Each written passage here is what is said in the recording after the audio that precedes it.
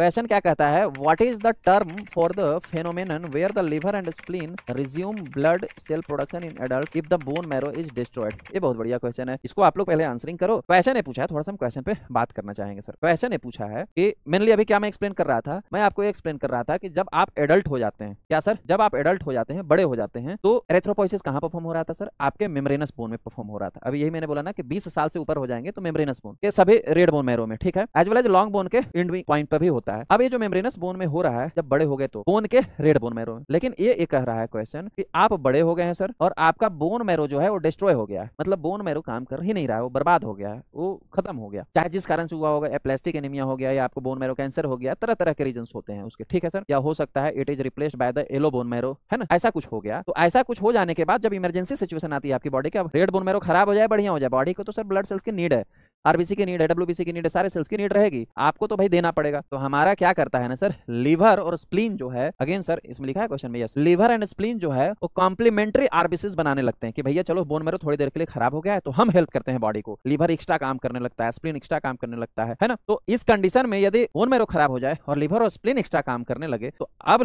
वापस से bone marrow से फिर लीवर स्प्लीन में आ गए। हम छोटे थे, बच्चे थे, माँ के पेट में थे, तब लीवर स्प्लीन काम कर रहा था, फिर बड़े हो गए तो फिर से इमरजेंसी सिचुएशन में लीवर स्प्लीन स्टार्ट हो गए। तो यदि बोन मैरो से लीवर स्प्लीन पे वापस शिफ्ट हो गया एरिथ्रोपोइसिस, तो बस इस सिचुएशन को क्या कहते हैं, क्वेश्चन बस यही पूछा है। होप्स आपको क्वेश्चन अब समझ में आ गया होगा।